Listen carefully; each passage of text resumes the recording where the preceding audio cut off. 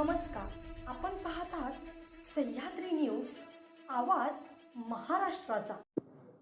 खानापूर नगरपंचायतच्या वतीनं सगळ्या पत्रकार बंधूंचं मी मनापासून स्वागत करतो. आजच्या पत्रकार परिषदेसाठी या ठिकाणी उपस्थित आपल्या खानापूरच्या नगराध्यक्षा सौ भगतताई, उपनगराध्यक्ष, सगळे सभापती, सगळे नगरसेवक, आमचे पंचायत समितीचे उपसभापती आदरणीय सुहास नाना, आमच्या घाटमात्याचे नेते आदरणीय राजाभाऊ शिंदे, नगर परिषदेचे पंचायतचे आमचे सीओ साहेब, सगळे सहकारी कार्यकर्ते, माझे सगळे पत्रकार बंधूंनो, तुमच्या मनापासून मी स्वागत करतो. आजपर्यंत सगळ्या पत्रकार परिषद आपल्या उटे शहरामध्ये होत होत्या आणि आज पहिल्यांदाच खानापूरला पत्रकार परिषद व्हायला लागली. मग अशी गमतीने एक पत्रकार आमचे मित्र म्हणाले सुद्धा की बातमीच अशी करूया की उट्याचे पत्रकार खानापूरला पत्रकार परिषदेसाठी.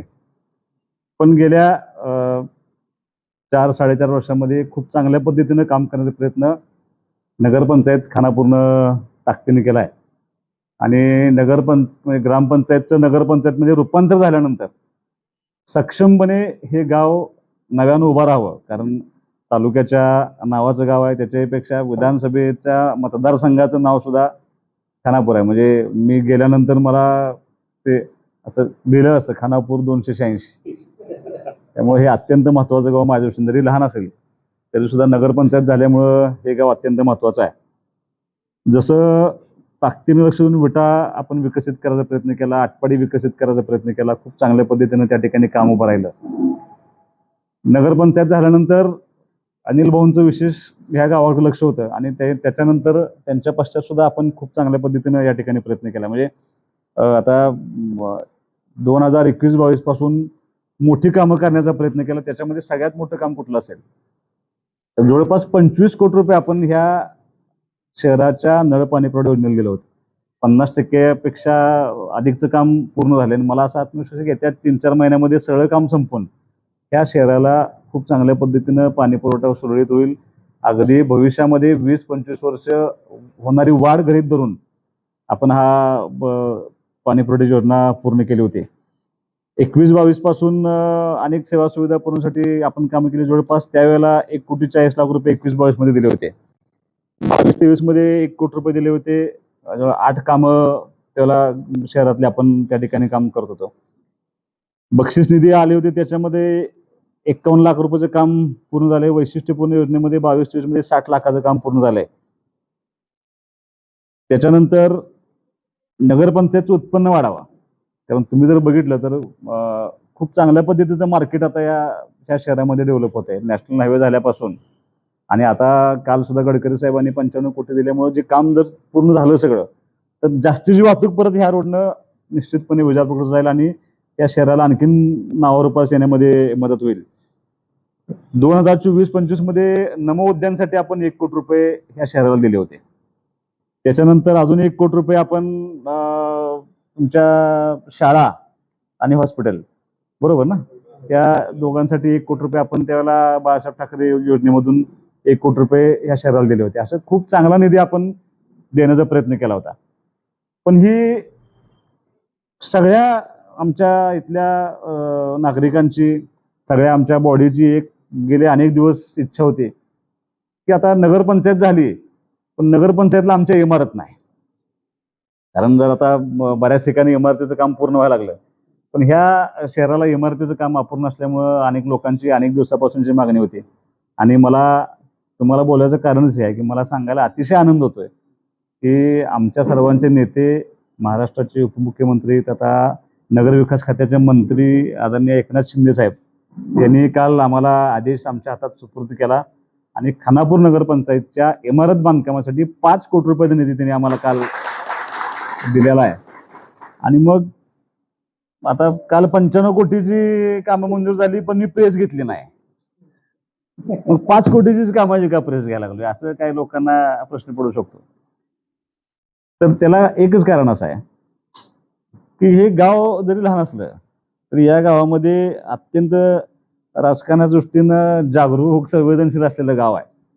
आणि थोडंसं नगरपंचायत झाल्यापासून काम करत असताना काम करण्यापेक्षा आडवाडवीचं काम करण्याचा प्रयत्न अनेक लोकांनी केला होता आणि काही लोकांनी चॅलेंज केलं होतं की होणार नाही नगरपंचायतची इमारत, तुम्हाला नगरपंचायतला पैसे येणार नाहीत. त्यांनी सुहास बाबूला अजून ओळखलंच नाही. त्यांचा तो दोष ठरला, त्यांच्याकडनं चूक झाली आणि म्हणून त्यांना इथं येऊन मला सांगावं वाटते की नगरपंचायतच्या इमारतीला 5 कोटी रुपये निधी काल मंजूर झाला. येत्या 15-20 दिवसामध्ये ह्या कामाचं टेंडर प्रोसेस सगळी कंप्लीट होईल आणि मला असं अपेक्षित आहे की गणपतीच्या काळामध्ये ह्या कामाचं भूमिपूजन जर करता आलं तर आम्ही गणपतीच्या काळामध्ये हे भूमिपूजन करतो. खानापूर ह्या नावाला साजेस इमारत या शहरामध्ये उभा राहील आणि ती इमारत तुम्हाला लवकरच बघायला मिळेल आणि आपण ह्या शहराला 5 कोटी रुपये त्याच्यासाठी देण्यामध्ये आपण यशस्वी ठरलोय. आणि आम्ही करत असलेलं काम आमच्या विरोधकांना चांगल्या पद्धतीने दिसावं की कसं काम चाललंय. काय झालं, आता थोडीशी स्ट्रीट लाईट कमी आहे आमच्याकडे. आमच्या चाचीनं पण मी सांगितलं मगाशी, तुम्हाला इत्यंभूत सगळं गावातलं दिसलं पाहिजे म्हणून 3 कोटी रुपये आपण स्ट्रीट लाईट दिलेत अजून वाढीव. म्हणजे 5 कोटीची इमारत आणि काम बदलून आपण ते 3 कोटीचं street light, solar street light आपण सगळ्या गावामध्ये अगदी लख प्रकाश पडेल म्हणजे केलेलं काम देशपांडे साहेब सगळ्यांना दिसेल की आपण चांगल्या पद्धतीनं खानापूरला न्याय देण्याची भूमिका घेतली. गेल्या 5 वर्षाच्या कार्यकाळामध्ये या शहराचा चेहरा मोहरा बदलण्याचा आपण प्रयत्न केलाय. साजेशी इमारत असावी नगरपंचायतला म्हणून आपण 5 कोटीचा निधी आपण दिलाय. आणि माझा खानापूरच्या सगळ्या नागरिकांना माझं तुम्हाला म्हणजे अगदी जबाबदारीपूर्वक शब्द आहे की अजूनही इलेक्शनला 5-6 महिन्याचा अवधी आहे. ह्या 5-6 महिन्यामध्ये सुद्धा आपण तुम्हाला अपेक्षा असलेली जी काही छोटी मोठी कामं राहिली असतील ते सगळे आपण पूर्ण करण्याचा शब्द आणखीनही तुम्हाला मी या निमित्तानं देतो. कारण विधानसभेला सगळे लोक खूप ताकदीनं माझ्यावर राहिली होती. त्यामुळं त्या शहरातल्या नागरिकांना सुद्धा न्याय देण्याची भूमिका माझी आहे आणि तुम्हाला साजेसं गाव करून देण्याची जबाबदारी आम्ही 100% एकत्रितपणे पूर्ण करू. आणि काही लोकांचं थोडंसं वन विभागाचं मध्ये तक्रार झाली होती, त्या दृष्टीनं माननीय वनमंत्री गणेश नाईक साहेबांच्यावर सुद्धा आमची एक मिटिंग झाली. मुख्यमंत्री महोदयांना सुद्धा आम्ही त्याचं पत्र दिलंय की तो जो त्यांच्या काही खाजगी जागांच्या वरती सुद्धा वनसदृश्य क्षेत्र म्हणून जो हे झालाय, शेरा पडलाय, त्याच्यावरती लवकरच त्याचा निर्णय करण्यासंदर्भामध्ये आम्ही एक बैठक झाली आमची. शासन त्याच दृष्टीने सकारात्मक आहे. आम्ही त्याचाही निश्चितपणे ताकदीनं पाठपुरावा करून ते काम पूर्ण करून देऊ.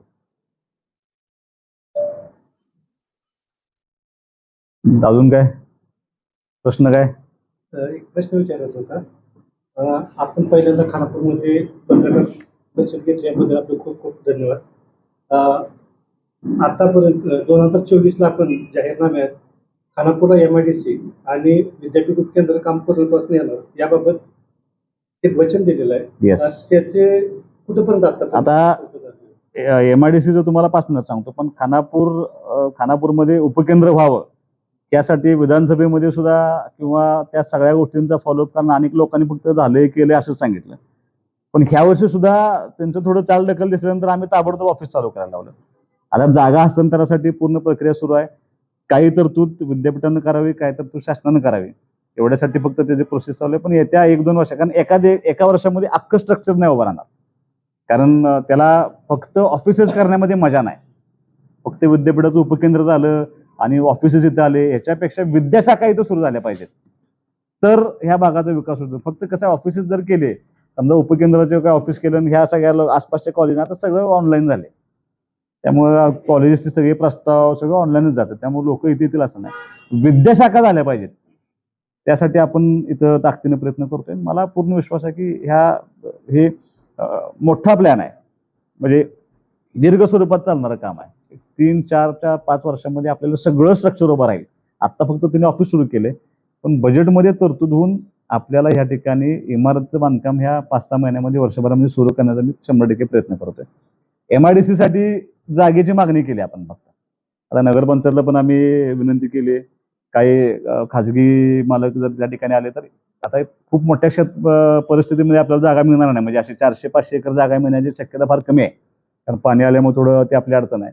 पण एक 100-125 एकरची जागा आपल्याला मिळाली तरी सुद्धा आपण ती मिनी MIDC म्हणून आपण या खानापूरमध्ये येत्या वर्षभरामध्ये आपण त्याचा आदेश करून घेऊ. जागा आम्ही शोधतोय, जागा मिळाली की इथली आणि आटपाडी दोन्ही MIDC आपण करतो.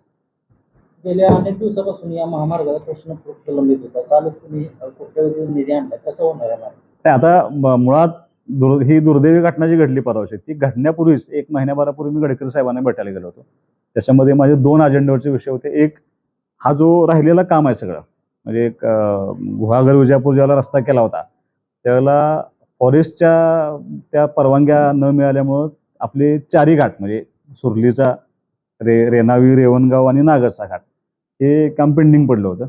त्याच्यानंतर सुलतान गादीजवळचा रस्ता, रेणावीतला रस्ता, हिवऱ्याच्या गावात एंट्री करताना समोरचा जो ब्रिज आहे तोही काम अपूर्ण राहिलं होतं. तो ब्रिज असं एकत्रित सगळं काम, आणि काही ठिकाणचं मेंटेनन्स बाकी आहे, काही ठिकाणी असे हंप झालेत मोठे, तर ते सगळं काम पूर्ण करण्यासाठी मी गडकरी साहेबांना परवा भेटलो होतो. मी खरं गडकरी साहेबांचं मनापासून अभिनंदन करेन, कारण त्या मंत्र्यांच्या कामकाजा बाबतीत अनेक सकारात्मकता आपल्याला बघायला मिळते, ऐकायला मिळते. मी त्यांना समजावून सांगत होतो की साहेब, हे बॉटलनेक आहे आणि कधी ना कधीतरी इथं मोठा काहीतरी घटना घडू शकते, दुर्दैवाने घडली, पण त्यांनी कामाची पद्धत त्यांची अशी गडकरी साहेबांची आहे की त्यांनी ताबडतोब समोर फोन लावले. म्हणजे आम्ही समोर असतानाच अधिकाऱ्यांना फोन करून काय परिस्थिती आहे, किती पैसे लागत आहेत, प्रस्तावावरती आलाय का, आणि त्यांनी मला त्या दिवशी सांगितलं होतं की तुला 2 आठवड्यात तुला रिप्लाय मिळेल माझा. आणि काम करण्याची पद्धत अशी आहे की 1 महिना झाला असेल त्यांना भेटून. काल त्यांच्या PS ने आम्हाला ऑर्डर टाकली आणि आम्ही 95 कोटी रुपये दिले म्हणून त्यांनी सांगितलं. त्यामुळं आता आपल्यातले 3ही घाट, रेणावी, रेवणगाव, नागरचा घाट, त्याच्यातले सगळे वायडनिंग करून पूर्ण त्याच्या रिटेनिंग वॉल सगळ्या साईडच्या जे कठडे असतात आपले, क्रॅश बॅरियर सगळे त्याच्यात बसवते आपण. सगळे रस्ते मधले जे राहिले होते ते सगळे रस्ते पूर्ण करून चांगला रस्ता, आपलं जे काम अपूर्ण होतं, आणि हिवऱ्याच्या समोरचं ब्रिज, असं सगळे म्हणून 95 कोटी रुपये आपलं सगळं काम पूर्ण होतं.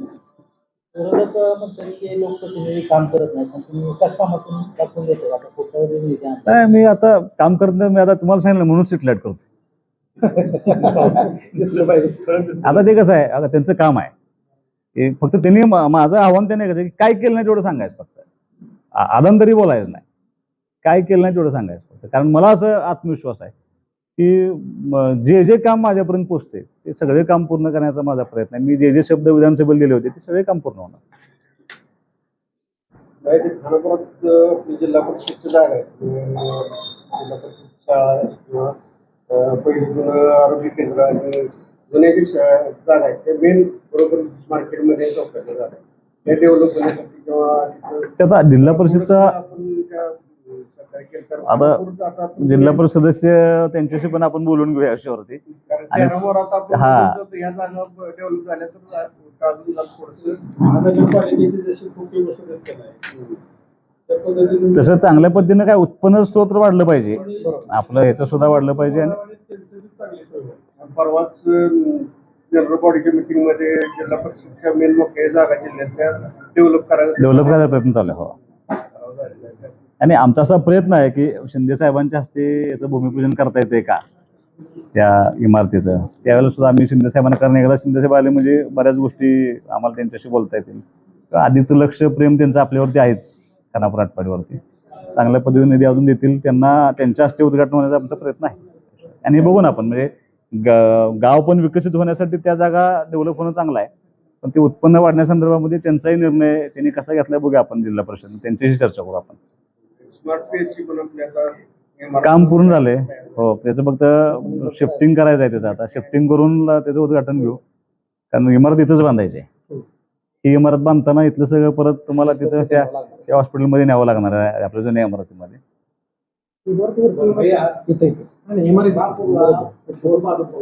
दोन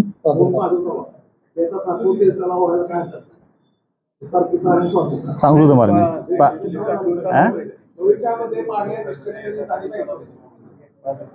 भविष्यामध्ये 100% प्रयत्न करू आपण ते पाझर तलाव.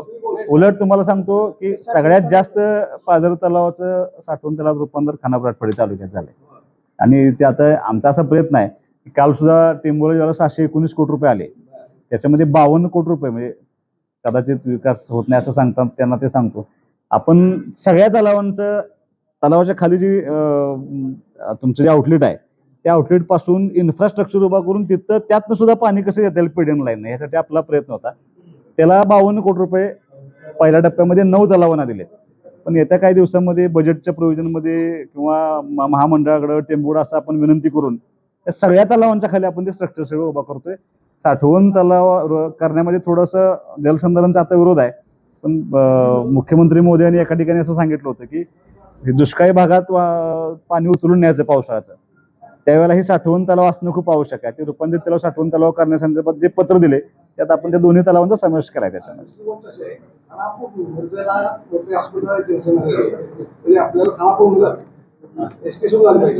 अच्छा.